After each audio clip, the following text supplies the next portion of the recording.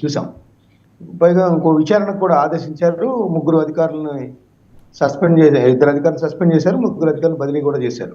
So stringent action అయితే ఇక్కడ కనపడింది. పోయిన ప్రాణాలను అయితే తిరిగి తీసుకురాలేం కానీ వాళ్ళకి సంబంధించిన నష్టపరిహారం కానీ వాళ్ళ కుటుంబానికి అండగా ఉంటామని ప్రభుత్వం.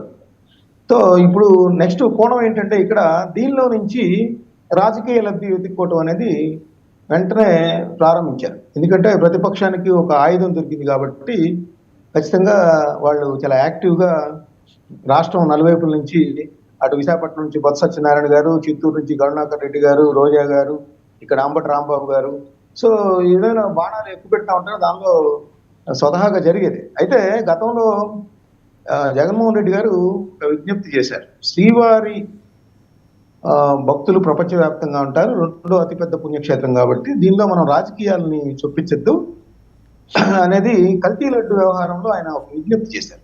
దాన్ని ఇక్కడ నేను గుర్తు చేస్తున్నాను. ఎందుకంటే కల్తీ లడ్డు అనేది భక్తులు అక్కడికి వెళ్ళిన తర్వాత లడ్డు ప్రసాదాన్ని పరమ పవిత్రంగా భావిస్తారు. అలాంటిది దాని మీద ఎవరు ఎక్కువగా మాట్లాడటం మంచిది కాదనేది కూడా ఆయన సూచన చేశారు. మరి ఇదే విషయంలో అదే శ్రీవారి ఆలయానికి సంబంధించిన విషయంలో ఈ దుర్ఘటన జరిగినప్పుడు అది ఎందుకు గుర్తులేదో నాకైతే అర్థం కాదు. ఇటు అన్ని పక్షాలకి చెప్తా ఉన్నా. ఎందుకంటే విమర్శలు వచ్చినప్పుడు ప్రతి విమర్శలు వస్తాయి. అదేవిధంగా వీళ్ళు కౌంటర్ పార్ట్ కూడా చేస్తా ఉన్నారు. మీరు అన్నట్టు విదేశాల్లో ఉన్న వాళ్ళు కూడా వాళ్ళు ఇప్పుడు రోజా చేసిన వివేకానంద రెడ్డి గారి హత్య దగ్గర నుంచి, లేకపోతే అంతకుముందు రోజా గారు రేపు జరిగినప్పుడు 1-2 ఇన్సిడెంట్లు జరుగుతాయి, అత్యాచారాలు, దానికి పెద్ద అడావుడు చేస్తారంటే అనేది కూడా ఆమె కామెంట్ చేసి కూడా గుర్తు చేసి కూడా ఇప్పుడు చూపించారు.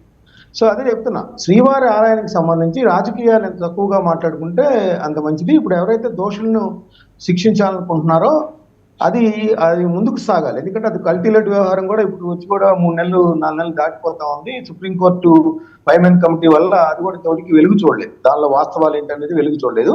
దీనిలో అయితే కొంత ప్రాథమికంగా మనకి ఆ మహిళ ఎవరో అక్కడ అనారోగ్యానికి గురైతే ఆమెకి తెచ్చే క్రమంలో డిఎస్పీ అనాలోచితంగా ముందు చూపు లేకుండా తీసుకున్న ఒక నిర్ణయము దీనికి దారి తీస్తుంది అనేది మనం చెప్తా ఉన్నాం.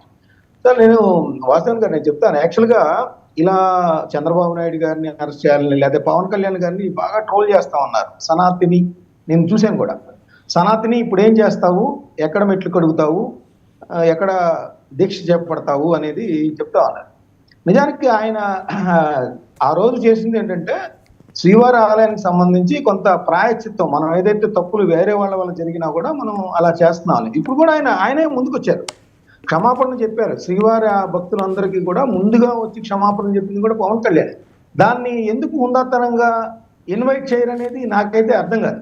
ఇప్పుడు ఆయన ఏం చేయాలి? ఇంకా మొత్తం ఆయన క్షమాపణ చెప్పాడు, ఈవో కూడా మస్తాన్ గారు మీరు ప్రస్తావన చేశారు కాబట్టి ఇక్కడ బొత్స సత్యనారాయణ గారు ఏం మాట్లాడారో కూడా చూడండి. ఇప్పుడు ప్రాయశ్చిత్త దీక్ష చేయరా, ఓన్లీ లడ్డూలో కల్తీ జరిగిందని మీరు అనుకున్నప్పుడే చేస్తారా అని అడిగారు.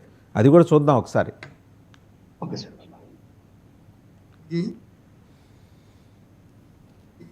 నేను పెద్దగా అందరి తరఫున క్షమాపణ చెప్తున్నాను. ఇంకా ఈవో గారు చెప్పాలి, వాళ్ళు చెప్పాలి, వీళ్ళు చెప్పాలి అని ఆయన బాధ్యతగా ఆ క్షమాపణతో ఆయన సరిపెట్టేశారు. ఆయన అప్పుడు అడ్డు ఇష్యూ వచ్చింది, మనందరూ తెలుసు. దానికి ఒక పాయిజత్ దీక్షను దీక్ష చేశారు తెలుసు.